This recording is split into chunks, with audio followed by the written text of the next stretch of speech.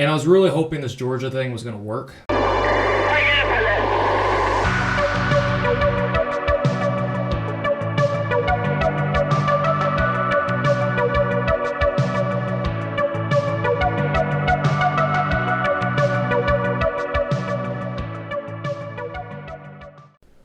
Alright, what is up guys? Matthew, Actual Exotic Cars. So I really did not want to make this video at all, and I'm sure you can see by the title, it is related to UAZ America.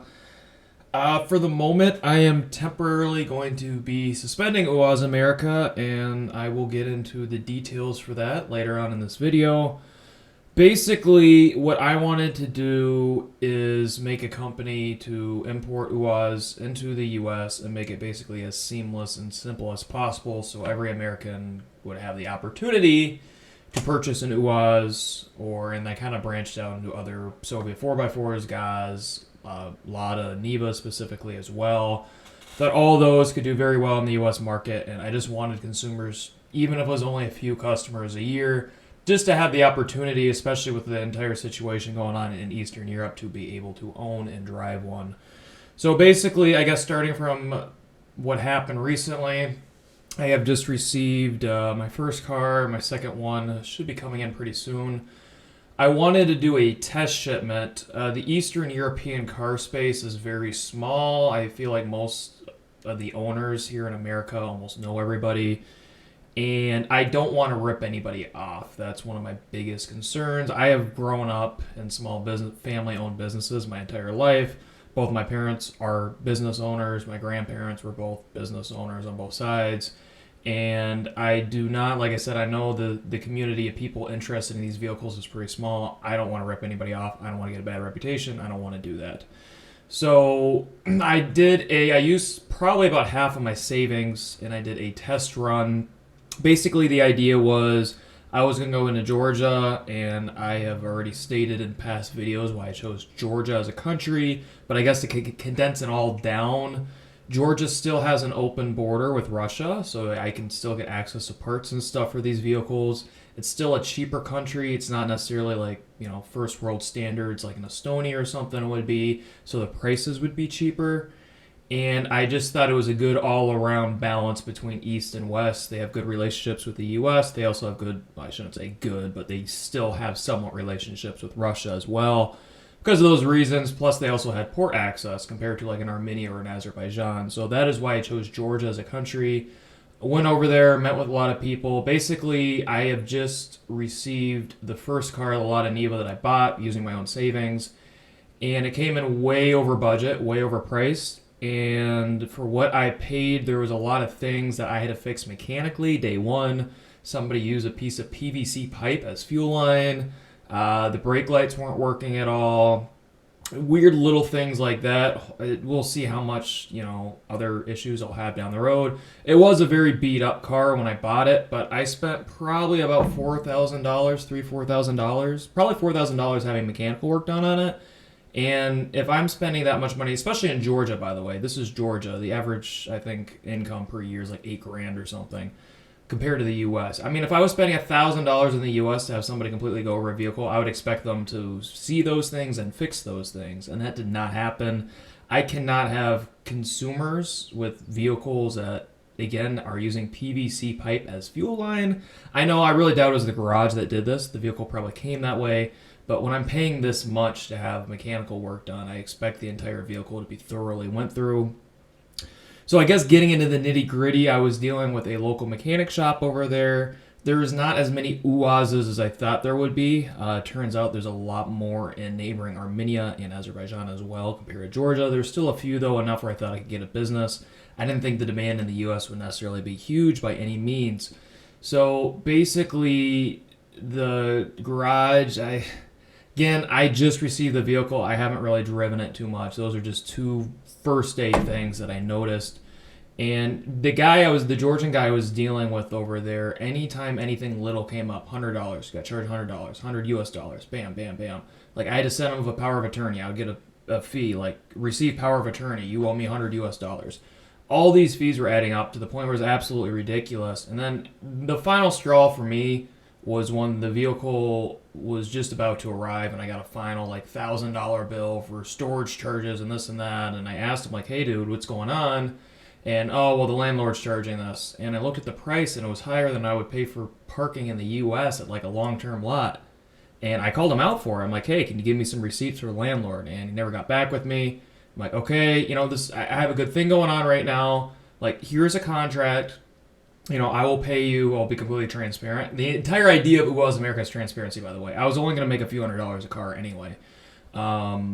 Was I will pay you $500 to find a car and register a car and arrange all the work that's going to get done to it. I think that's a good price. In the U.S., if somebody's going to pay me $500 to find an old pickup truck, get it registered at the DMV, Secretary of State, and then to drop it off at a local mechanic shop, I mean, that's like a day or two's worth of work.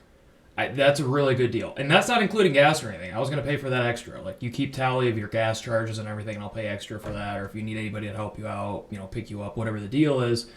And he never got back with me. He said, "I'm really busy right now. I'll get back with you." And, this is like 2 weeks later, and never got back.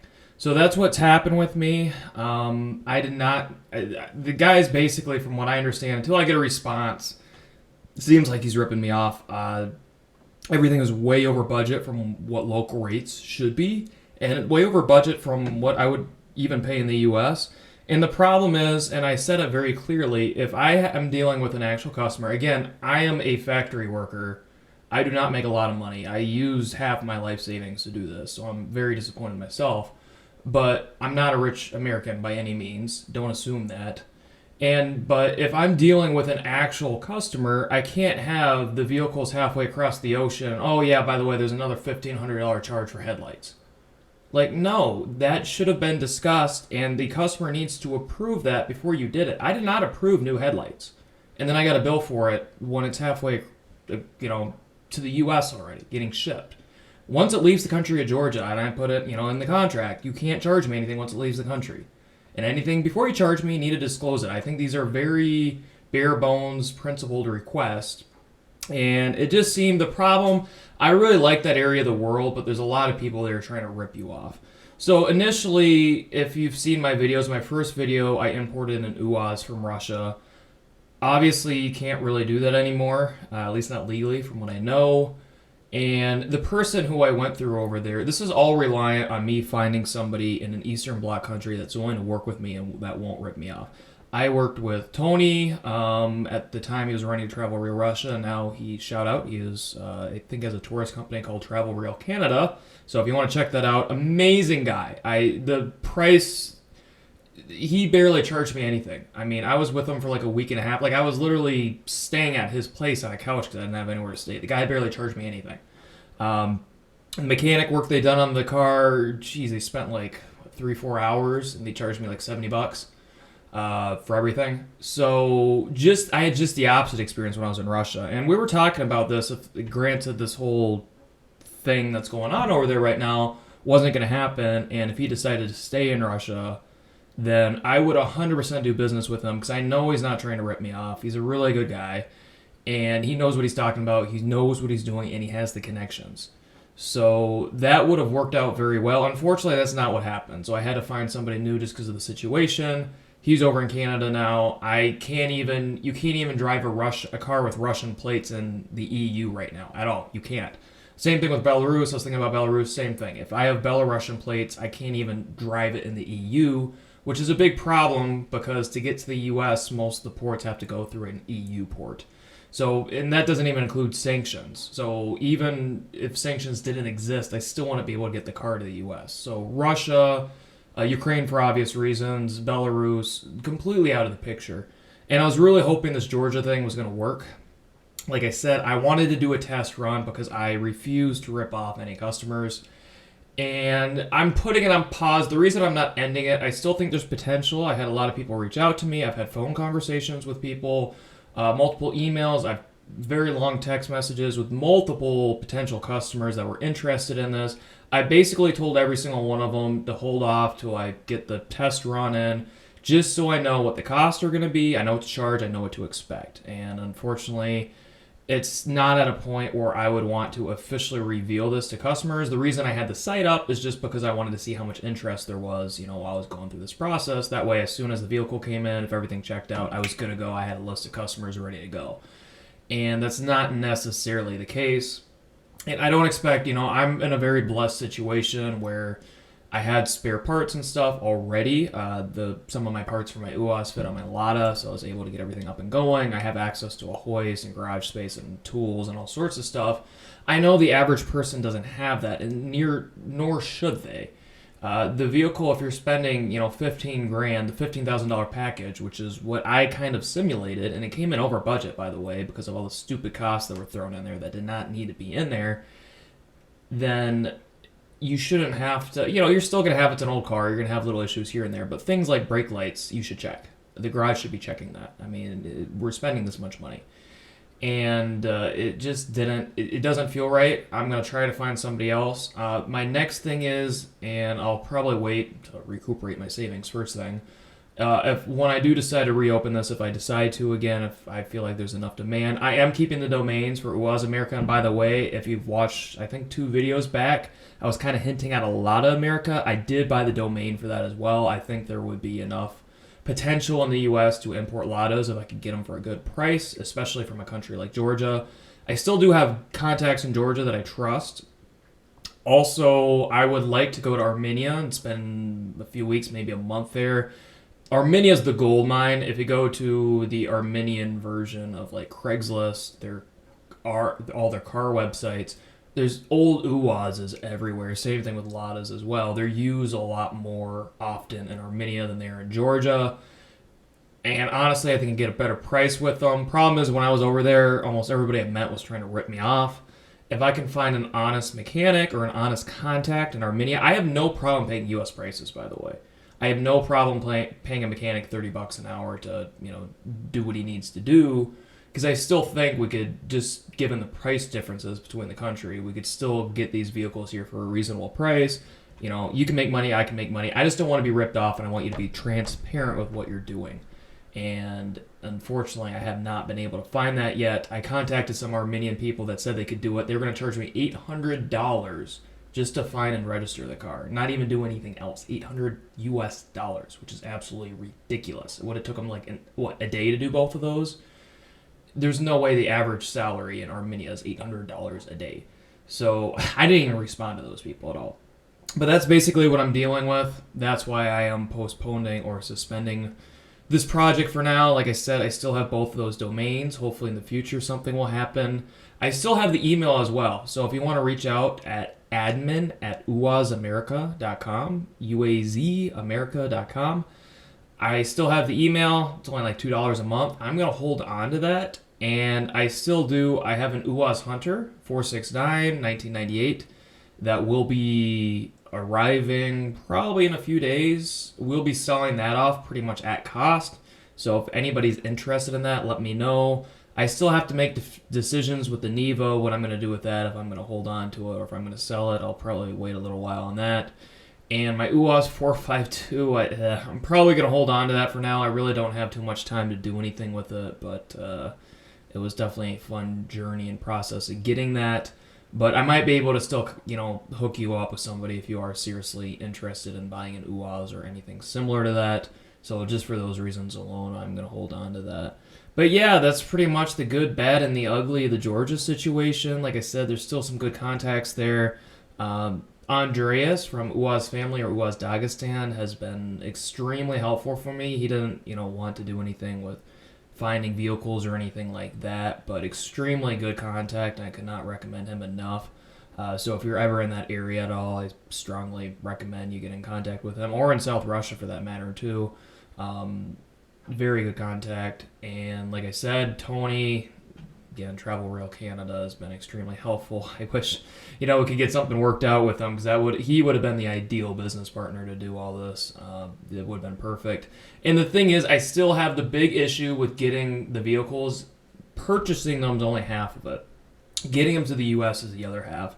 And I actually had a video which was pretty much made of me registering the vehicle. And the amazing thing about Georgia is the paperwork they give you is, compared to Russia, it's so much easier. The paperwork is so much better. I might still make a video on how to register a car from the country of Georgia in the U.S. I don't know yet. Because the entire purpose was, it was basically going to be instructions for anybody buying a vehicle from UAZ America. I was going to put on the website how to register your vehicle once it gets over here. And now that I'm kind of postponing the project, I don't even know if it's really worthwhile to release that. So let me know in the comments or something if maybe you want to see a video on me actually registering it, if that would be of interest to you. But basically, long story short, all the Georgia documents are also in English as well, so you don't need to get anything translated or anything like that. And it's a lot easier to use than Russian documents are by far. And I would say Japanese as well. The Georgian documents are a lot easier to use. So that is one thing going for it. Getting back to the shipping, though, that was another pain in the butt. And that took, I think I bought the vehicle in March. Did not receive it until a week ago in October. I had the shipping down to basically, I had a lot of issues with the Georgian port to the point where I did not want to go through them at all. And I ended up getting it trucked from Georgia, which is why I think our Mini would actually be a good option now, to Germany, which costs about $2,000. And I was actually told I could have got the price probably lowered a little bit too. I don't think that's necessarily a bad price. I mean, it's going across an entire continent, literally. And once it hit the port in Germany, I had it shipped. I think it cost another $2,000 to have the vehicle shipped from the port in Germany to the port, and I had it shipped to Baltimore, Maryland. So that's $4,000, and then I think it cost about $1,300 to get it shipped from Maryland to where I live in Michigan. So total for me was $5,300. Again, everything that I do or everything that I will do will be transparent. You will be dealing with the customs company directly, not me. You will be paying them directly. I'm not going to put a fee or a Matthew fee or anything in there at all. I would not do that. My services just include assisting you with the process, and that's going to be a separate charge. That's what I planned on doing, but it seems like, at least as of now, that is not going to happen. But I did happen to get all that arranged, and there's paperwork you got to do at the EU border, and you have to get the vehicle released, and I had everything figured out. So it really annoys me that it kind of had to come to this. Like I said, I might come back later when I'm in a financially better spot to see if I could redo this if there's enough interest. As far as what I plan on doing in the future of this channel, I am thinking more of pursuing, I guess, more of my travel. I like learning languages. It's a fun pastime of mine. And I do have a personal channel, Matthew Hankwitz, that I just opened probably a week or two ago, and I plan on doing a lot more stuff on there. I'm probably going to put the auto stuff on hold a little bit for now. I just have so many things going on in my life, and like I said, with this last thing to happen with UAZ America, I'm not necessarily too happy the way things went. I definitely feel like I got ripped off, and I will refuse to let that happen to you guys. So anyway, sorry for ranting. That's the end of the video. I just felt compelled that I had to do some sort of conversation or discussion, basically explaining why things are the way they are right now, why the website's going to be down, and for anybody that reached out to me, why I am delaying or stopping at the moment UAZ America. So that is pretty much it. Thank you for watching, and I will see you next time.